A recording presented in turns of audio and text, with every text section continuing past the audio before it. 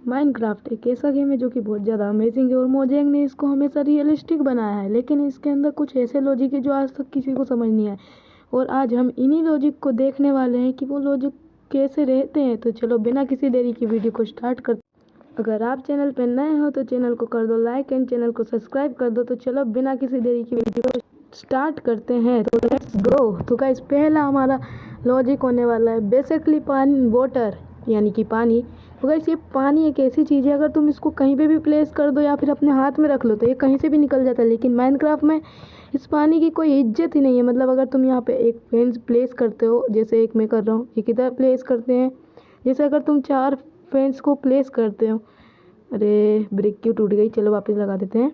ये 4 ब्रिक को प्लेस करते हो और उसके बीच में अगर तुम वाटर डालते हो तो देखना इसके अंदर इतनी गैप रहेगी कि मतलब पानी निकलेगा ही नहीं। मतलब तुम कुछ भी कर लो लेकिन पानी निकलेगा नहीं।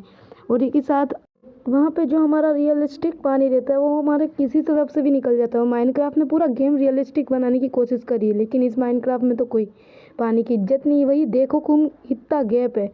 और बल्कि इसी के साथ ही ये लॉजिक माइनक्राफ्ट को एक अनलॉजिकल गेम बनाता है। बल्कि ये इसी के साथ नहीं होता, बल्कि ये फैंस के साथ, वो ट्रैप डोर के साथ भी हो रहा है। पता नहीं मैं क्या क्या बोले जा रहा हूँ। तो गाइस ये ट्रैप डोर के साथ भी होता है। अभी मैं आपको यहाँ पे अभी आप 4 ट्रैप डोर जैसे ही प्लेस करोगे एंड उसके बीच में अगर तुम डालोगे वाटर तो देखो गाइस क्या मैजिकल। और इसी कारण माइनक्राफ्ट को एक अनलॉजिकल गेम करके नाम से बोल दिया जाता है। मतलब कि भाई फेंस की तरफ से भी पानी नहीं निकल रहा है और फेंस के अंदर कितनी ज़्यादा गैप है और ट्रैप डोर के अंदर भी। और इसी के साथ हम चलते हैं हमारे अगले लॉजिक की तरफ। लेकिन उससे पहले आप मुझे कमेंट में बताओ मेरी स्किन क्यों कैसी लग रही है, क्योंकि पिछली वाली स्किन में कुछ ग्लिच आने के कारण स्किन खराब हो चुकी थी। तो चलो हम अगले लॉजिक की तरफ चलते हैं। बेसिकली जो ये माइनक्राफ्ट के ज़ोंबी होते हैं उनको अगर सूरज के यानी कि जो हॉस्टाइल मॉब, अगर तुम उनको इसके नीचे फिर कहीं पे भी प्लेस करो सुबह के टाइम तो उनको धूप वगैरह लगेगी और वो जलने लगेंगे। लेकिन अगर तुम उनको डर्ट ब्लॉक के नीचे प्लेस करोगे तो उनको भाई कुछ भी नहीं होगा, भले ही सूरज की किरण उनके साइड से आ रही हो। और इसी कारण से माइनक्राफ्ट को अनलॉजिकल गेम। तो गाइस वीडियो में आगे बढ़ने से पहले मैं आपसे एक सवाल पूछना चाहता हूँ कि मैं गाइस वन ब्लॉक की वीडियो डालूँ क्या, जो कि मेरा जो दूसरा चैनल है उसके अंदर गाइस बिल्कुल मैंने एक वीडियो नहीं डाली है। तो चलो हमारा अगला लॉजिक की तरफ चलते हैं। सबसे पहले उस लॉजिक के लिए नाइट करना पड़ेगा। तो चलो गाइस बिना किसी देरी की नाइट कर दी हमने। तो चलो अब जैसे कि विलेजर जो रहते हैं, अगर उनको हम एक बार बिस्तर पे बेड पे सो जाते हैं तो गाइस उसके बाद बहुत ज़्यादा मुश्किल है इनको उठाना बिना हाथ मारे। और जब अगर तुम इनके ऊपर चाहे वाटर प्लेस कर दो, अरे प्लेस क्यों नहीं हो रहा है, हाँ चलो हो गया। तुम अगर इनके ऊपर वाटर प्लेस कर दो तो भी ये नहीं उठेंगे। चाहो तुम कुछ भी कर लो ये कुछ भी नहीं उठेंगे। और ऐसे और भी चीज़ें जिनसे ये नहीं उठ सकते, जैसे कि अगर तुम चाहो तो इनके ऊपर लावा डाल दो तो ये कुछ भी नहीं उठेंगे। वो कहावत है ना, जान जाए लेकिन नींद ना जाए, तो वैसे इनके साथ भी है। अगर तुम इधर लावा डाल दोगे, अरे मैं क्यों चले, हाँ अगर तुम इन पर लावा डाल दोगे तो गाइस देखो उस बंदे को कुछ नहीं हुआ, वो लावा के पूल में नहा रहा है और मस्त सो रहा है। और अगर तुम यही चीज़ अगर तुम इसके साथ करो, क्या कहते हैं इसको, इसका नाम भूल गया गाइस बेसिकली, अगर आपको इसका नाम पता है तो कमेंट में बताना। टेडपोल क्या कहते हैं इसको, सो जाना, हाँ बस गाइस इसका नाम तो मेरे को पता नहीं है। अगर आपको पता है तो मुझे कमेंट में ज़रूर बताना। शायद तक इसको अपन क्या ड्रिप स्टोन तक कहते हैं, है ना गाइस। तो इसको हम इतने लगा देते हैं और इसको भाई डैमेज पड़ा फिर भी वो भाई बंदा उठा नहीं। मतलब कि भाई इधर इंसान को अगर एक झापड़ मार दो तुम तो वो उड़ जाता है, पर माइनक्राफ्ट के लॉजिक में ये होता ही नहीं है। मतलब माइनक्राफ्ट का लॉजिक सिर्फ एक लॉजिक ही बन के रह गया और इसी कारण माइनक्राफ्ट को अनलॉजिकल गेम के नाम से भी जाना जाता है। अब रियल टाइम में तो आपने ग्रेविटी ज़रूर सुनी होगी, जिसने आविष्कार करा था उसका नाम तो मेरे को नहीं पता है। तो चलो जिनने माइनक्राफ्ट के अंदर ये ग्रेविटी नाम की भी चीज़ होती है, लेकिन कुछ ही ब्लॉक के अंदर। जैसे कि अगर मैं इतनी हाई पे ब्लॉक प्ले बना देता हूँ और अगर मैं इन 3 चीज़ों से करूँ, एक सैंड हो गई हमारे पास, रेड सैंड और ग्रेवल, तो इन तीनों चीज़ों के भाई इनके अंदर ग्रेविटी आ चुकी थी, जो कि बहुत ही ज़्यादा ख़तरनाक चीज़ है। अब मैं आपको दिखाता हूँ। अगर जैसे कि बेसिकली गाइस मैंने सैंड ली और अगर मैंने इसको इधर प्लेस करके इसको अगर मैंने नीचे इस पर प्लेस करा तो गाइस ये नीचे चली जाती है, और एक और बार प्लेस करेंगे वो भी नीचे चली जाएगी। एंड ग्रेवल को भी प्रेस करेंगे तो वो भी नीचे चला जाएगा, है ना।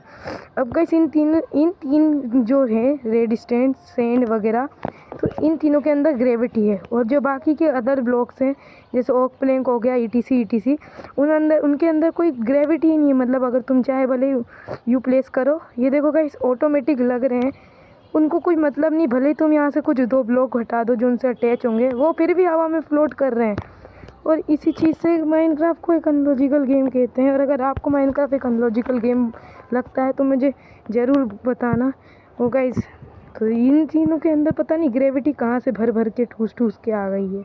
तो चलो इसी के साथ चलते हैं हमारे अगले लॉजिक की तरफ। तो गाइस हमारा अगला लॉजिक भी बहुत अमेजिंग होने वाला है। बेसिकली आप सभी को तो पता ही है, बार बेड वगैरह वगैरह जो ये होते हैं, इनके बीच में भाई कितनी गैप रहती है। और जो माइनक्राफ्ट के एरो होते हैं, इनको इन सब से कोई मतलब ही नहीं है। ये देखना गाइस, अगर मैं बताता हूँ, जैसे अगर तुमने इसके बीच में इधर कितनी गैप है और अगर तुम इसमें एरो मारोगे ना, तो गाइस एरो वहीं स्टक हो जाएगा, यानी अटक जाएगा, वहाँ से निकलेगा नहीं और अगर उस तरफ जाएगा नहीं। और अगर तुम ये फेंस में करो, फेंस में भी बहुत ज़्यादा जगह है।